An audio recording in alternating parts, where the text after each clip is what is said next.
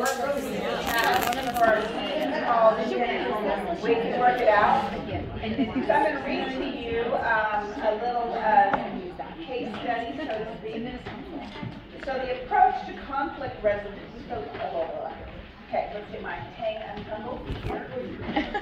This book is called, it goes with this one, it's kind of a workbook, but it's called We Can Work It Out, Resolving Conflict Peacefully and Powerfully. Same author here.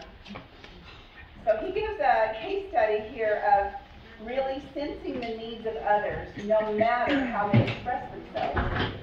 So the approach to conflict resolution that I am describing requires not only that we learn to express our needs, but also that we assist others in clarifying their needs. We can train ourselves to hear needs being expressed through the messages of others, regardless of how they are expressing themselves. So here's his example of that he often works with groups of married couples, and these groups identify the couple with the most long-standing conflict. And I make a rather startling prediction to the group that I predict that we'll be able to resolve this long-standing conflict within 20 minutes. So once when I was doing this to the group, we identified a married couple married for 39 years. They had a conflict about money. 6 months into the marriage, the wife had twice overdrawn the checkbook. And the husband had taken control of the checkbook and wouldn't let her write checks from that point on. They had been arguing about this for 39 years. When the wife heard my prediction, Marshall, I can tell you this, it's not going to happen. I mean, we've had a good marriage, we communicate quite well, but in this conflict we just have different needs about money. I don't see how it can possibly be resolved in 20 minutes. So I corrected her by saying that I hadn't predicted we would resolve it in 20 minutes. I predicted resolution within 20 minutes on how you tell me what the other person needs. She said, but Marshall, we communicate very well, and when you have been talking about something for 39 years, you certainly understand what the other person needs. Well, I've been wrong before. I certainly could be wrong in this situation, but let's explore this. So tell me then, if you know what his needs are, what are they? Well, she said, it's obvious, Marshall. He doesn't want me to spend any money. The husband immediately reacted, the reactive side of this thing, and said, that's ridiculous. It's clear she and I had a definition of needs. When she didn't want her to spend money, she was identifying what I call a strategy. Even if she was right, she would have been accurate about his desired strategy, not his need. So like the way he got around his need was saying you can't have a checkbook. So I told her that all human beings have the same needs, and I was certain that if she could get clear about what her husband's needs were, and if he were clear about what her needs were, they could resolve it. Can you try again? Tell me what you think his need is. And she said, well, let me explain, Marshall. You see, he's just like his own father. And then she told me how his father was reluctant to spend money, and I stopped her and said, wait a minute. You're giving me an analysis of why he is the way he is. What I'm asking is you to simply tell me what his need is involved in this situation. You're giving me the intellectual analysis of what is going on in his life. It was very clear that she didn't know how to identify his needs, and even after 39 years of talking, she still didn't have an idea what his needs were. She had diagnosis of him, she had an intellectual awareness of his reasons are, she had judgment, but she didn't really understand his needs in this situation. So I asked the husband, well, since your wife is not in touch with what your needs are, and why don't you tell her what are your needs are that are being met by keeping the checkbook to yourself? And he said, well, Marcia, she's a wonderful wife and a wonderful mother, but when it comes to money, she's totally irresponsible. Now again, notice the difference between the question I asked him, what are your needs in this situation? And his response was judgment. She's irresponsible. It's that kind of language that I believe gets in the way of resolving conflicts peacefully. At the point where neither party can hear themselves being criticized, diagnosed, or intellectually interpreted, I predict their energy will turn to self-defense and counter-accusations rather than toward resolutions. So I pointed out to him that he was not really in touch with his own needs were, and I showed that he was giving me a diagnosis of his wife instead. Then I asked him, what are your needs in this situation? And he couldn't identify them. even after 39 years of discussion, neither person was really aware of what the other person's needs were. Here was a situation where my ability to sense needs could help them out of this conflict. So I reminded him that he had said his wife was totally irresponsible about money as a judgment. And then I asked, are you actually feeling scared in this situation because you have a need to protect the family economically? When I said this, he said, of course. That's exactly what I said.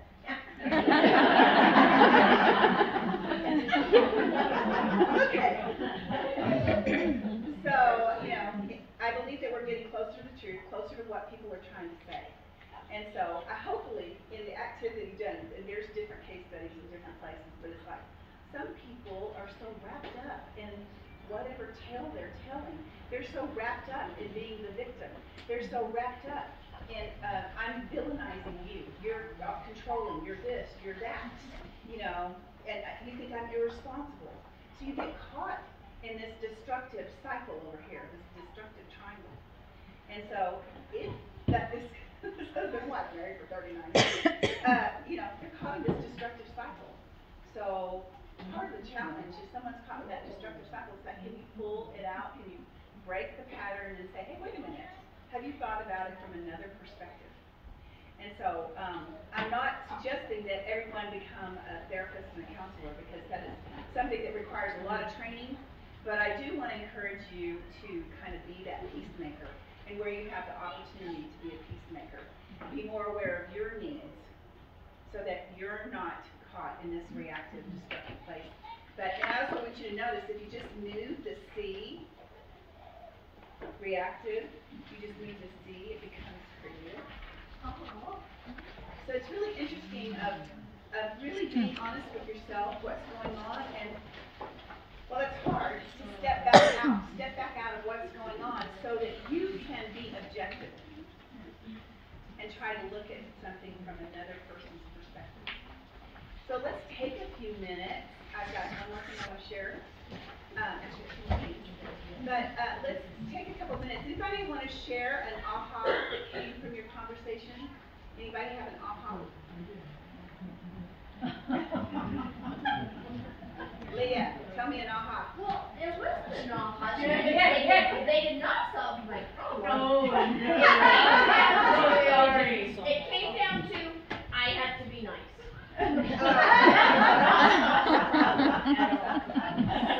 Wow. So that's where we're at. Yeah. I gave them an unsolvable problem, and that's their solution. Wow.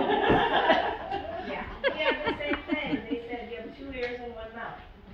Use your ears. Yes. Well, I think there's a certain level of self-awareness might be creeping up. Maybe. Other ahas. Oh, Jennifer has an aha. Ish. It's identifying where, if you have a problem with if somebody has a problem with you, where they're feeling, at what point in their life did they feel, say, lost or abandoned in some of the cases we were talking about, to where they weren't getting any more affection and warmth. You gotta pray for them, and then every time you interact with them, you have to show trust. Feed their soul. You have to show that affection, you have to show that warmth, even though you may have dropped the ball on that earlier. The best thing you can do is to pick it up and It's an keep investment. trying. Yes. You take your emotional dollars and you invest to try to heal them. To show them, you The were belonging, lacking the in acceptance. It is so interesting to go into that needs thing, like you're saying. It's like, okay, what is the tension here? And not out of a judgment, but I loved an observation of like, okay, and it's that, and it's like, what are they missing? Is it a sense of belonging? Is it a sense of voice? To try to put them, that empathy of putting yourself in their shoes. What is going on, and looking at the world through their perspective. So that's a really good aha. Anybody else? Deborah has an aha. I've really found actually keeping the chart that you gave us at work and just putting it on the bulletin board, and actually just having the needs thing. Most people can't tell you what their needs are, but when they look at this, things will stand out to them, and then they will say, that's what I need. So it actually is kind of a way to help spur the conversation, or for them to identify what their needs are, because a lot of people have a hard time stating what their needs are. Well, just like this example of this couple, he's like worried about the safety and protection of his family, you know, so he was feeling threatened, he was feeling insecure. So where's like, okay, you can have $50 cash. And do what you want to do. Yeah, well, or it, you know, what's going on there? So there's different things to try to get there, but it is right. I think that some people are so trapped in their patterns that they don't know what their needs are. They're oblivious to that. They live in pain, or they're living in denial. They're living in another place. And so this is a healing thing, very much, Deborah. Any ahas? Other ahas? I think like what Mom was just saying, you know, you have to listen. And sometimes, yes, we have to listen to someone else, but sometimes we don't want to hear what they're saying about me. I mean, you're a lion and you know you're Rocky, and it's like, no. You know, so listening goes both ways. Yes. Listening internally is important too. Journaling is huge for that. Journaling is really important, and it's even really important because one of the activities our coach has us do is that go to a recent scenario where you had a disagreement or where you had a misunderstanding and write it out as objectively as you can, and then put yourself in that other person's position to see if you can understand that perspective, and then come back and say, how would I have done this differently? How could I have gone into the creative space? Then many times, and what we do at work is that then you need to go back to that person and sort it out. If you didn't handle something appropriately, or that was a judgment statement too, if you'd like the opportunity to have another discovery experience with this individual in order to have a better understanding of needs, work it out. Work it out. It is so interesting, this skill of effective communication. Again, it's skills that can be learned, no doubt about it. Any other sharing pieces that you want to share? Anything else? Okay, I had a friend. I'm an emailer. I'm a digital person. But I've got a girlfriend that lives in Sun City, Arizona, and she literally ripped this page out of a book.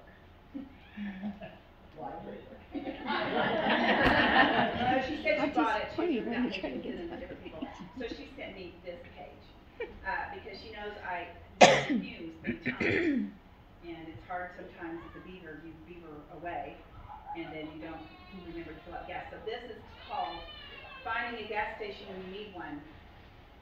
It starts out with a pain-free day, shoes with plenty of soul, having the right temperament for the job, big with vibrancy laughs, life skills well developed, accurate self-portraits, the buddy system, mimeograph machines, this has been a while, cereal that stays crisp in milk, a new place of service, Jesus Christ, the Son of the Highest, lovely cheese, never getting too old for a new experience, dolphins, wax paper, the Book of Daniel, hip boots, fresh bread, fellow Christian believers in Mexico, freedom from looting, extra strong glue, unfettered joy, unbounded joy, unending joy, translucent personality, corroborative evidence, unexpected gifts, broken human promises being kept by the Father, refinished antiques, the teacher who can see through your lies, cleaned out files,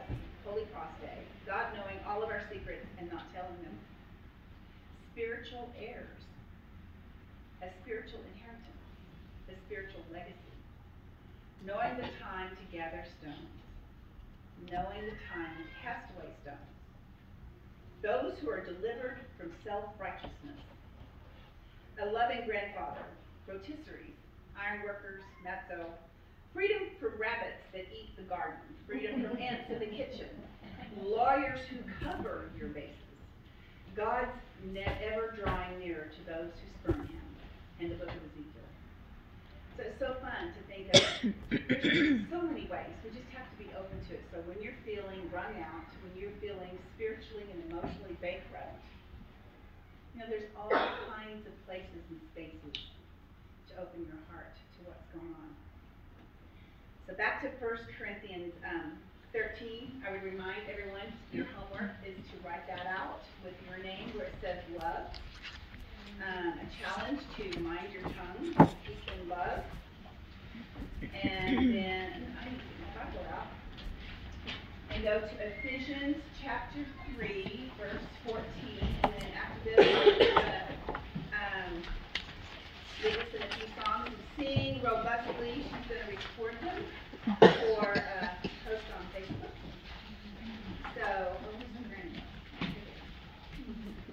So this would be Ephesians 4.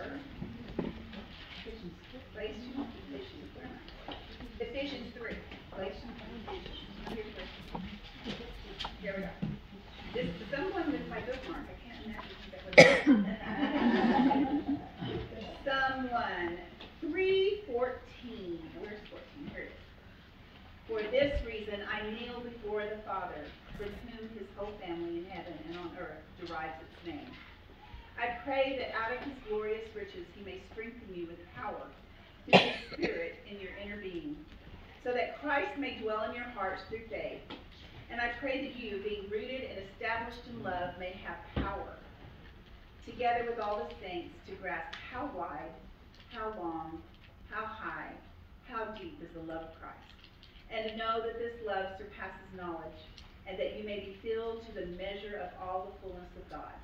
Now to him who is able to do immeasurably more than all we ask or imagine, according to his power that is worked within us, to him be the glory of the church, and in Christ Jesus throughout all generations, forever and ever. Amen.